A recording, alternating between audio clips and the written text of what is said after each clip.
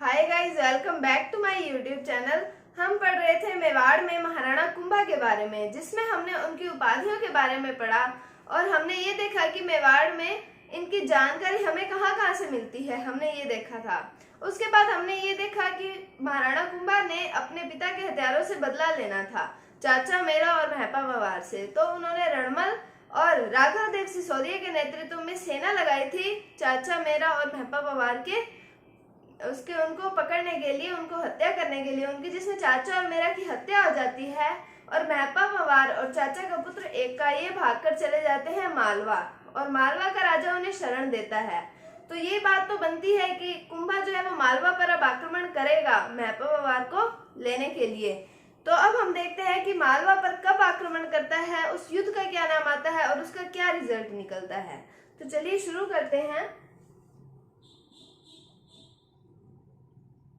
तो ये आक्रमण होता है 1437 ईस्वी में, जिसका नाम आता है सारंगपुर का युद्ध।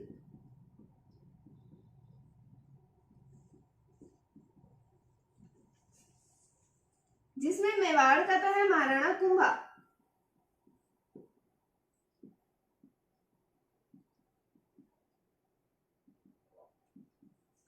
और मालवा के हैं महमूद खिलजी।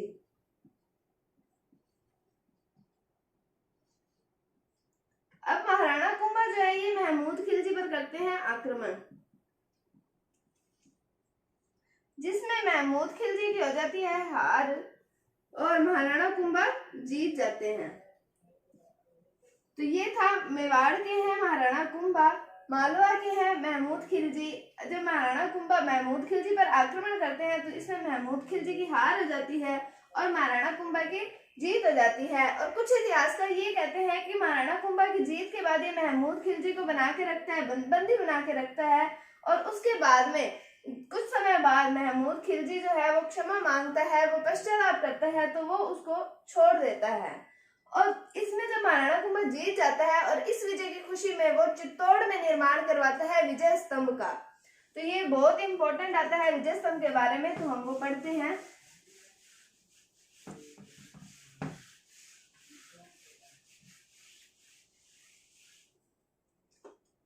अब हम पढ़ते हैं विजय स्तंभ के बारे में।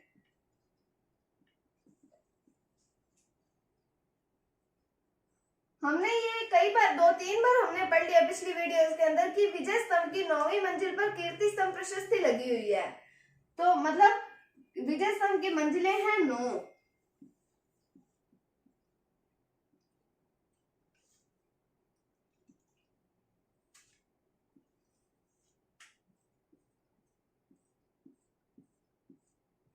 नौवीं मंजिल पर लगी हुई है कीर्ति स्तंभ प्रशस्ति।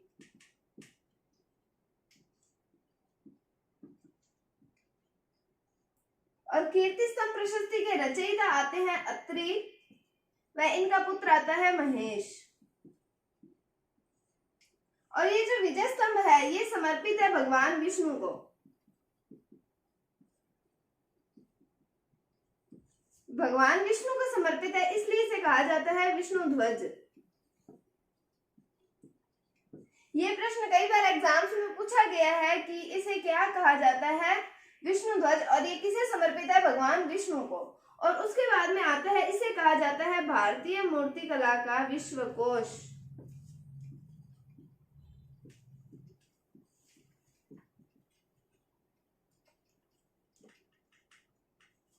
इसे कहा जाता है हिंदू देवी देवताओं का अजायब घर।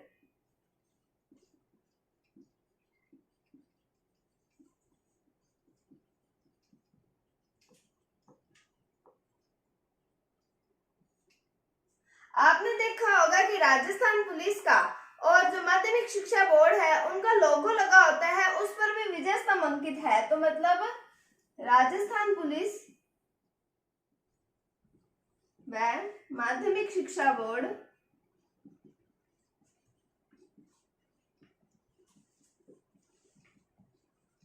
का प्रतीक चिन्ह, ये भी प्रश्न पूछा जाता है। इन लोगोस के बारे में पूछा जाता है तो हमें पता होना चाहिए कि राजस्थान पुलिस और माध्यमिक शिक्षा बोर्ड का जो प्रतीक चिन्ह है वो विजय स्तंभ है। उसके बाद में इनका इंग्लिश में नाम आता है विक्ट्री टावर, और इसके जो वास्तुकार आते हैं इनका नाम आता है जेता, पोमा और नापा, जिसमें पोमा का नाम आता है पूंजा और नापा का नाम आता है नाथा। जेता, पोमा और नापा ये वास्तुकार आते हैं विजय स्तंभ के। अब आता है कि इसकी तीसरी और 8वीं मंजिल पर लिखा हुआ है अल्लाह।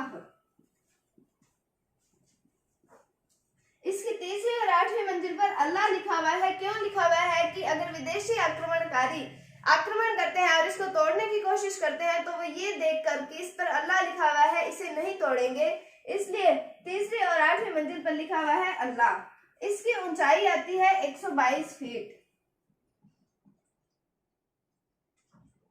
आपने कई बुक्स में 120 फीट भी पढ़ा होगा, लेकिन एग्जैक्ट ऊंचाई आती है इसकी 122 फीट। इसकी चौड़ाई आती है 30 फीट और इस पर सीढ़ियां बनी हुई हैं 157।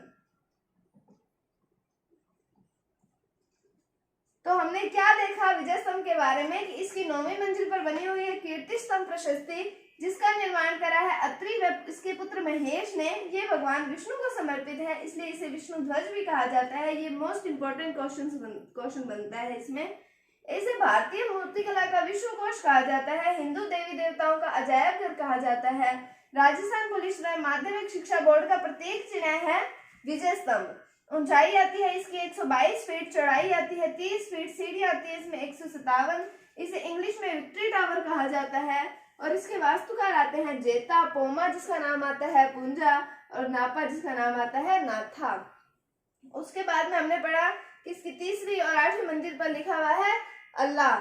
अब हम पढ़ते हैं कि विजय स्तंभ को 2 आते हैं जिनका नाम आता है, एक का नाम आता है कर्नल जेम्स रोड, एक का नाम आता है फर्ग्यूसन। वो इसकी तुलना किससे करते हैं तो वो अब हम पढ़ते हैं।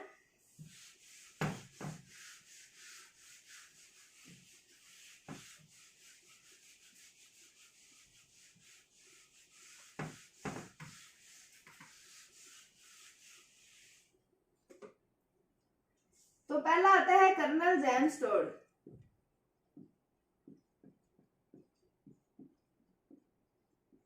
ये इसकी तुलना करता है कुतुब मीनार से, और एक आता है फर्ग्यूसन, ये इसकी तुलना करता है रोम के टोरजन टावर से। कर्नल जेम्स रोड इसकी तुलना करता है कुतुब मीनार से और फर्ग्यूसन इसकी तुलना करता है रोम के टोरजन टावर से।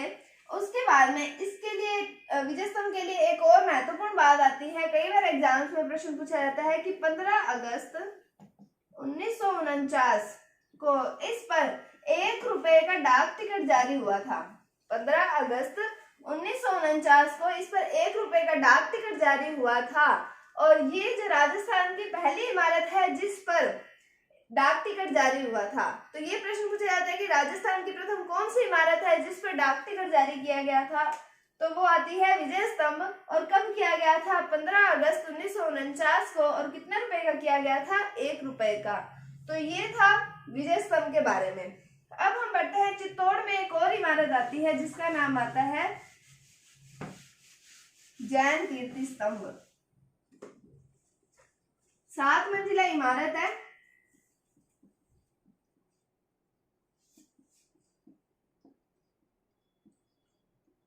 जिसका नाम आता है जैन कीर्ति स्तंभ। इसके निर्माणकर्ता का नाम आता है बघेरवाल जैन या जीजा, बघेरवाल जैन या जीजा।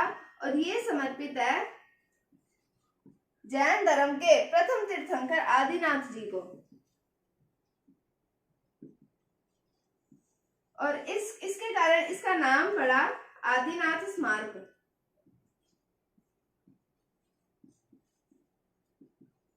इसके बारे में इतना नहीं पूछा जाता, पर हम ये देख लेते हैं कि 7 मंजिला इमारत है कहाँ है? चित्तौड़ में ही है। और विजय स्तंभ भी कहाँ था? ये भी चित्तौड़ में ही था, जिसका नाम आता है जैन कीर्ति स्तंभ।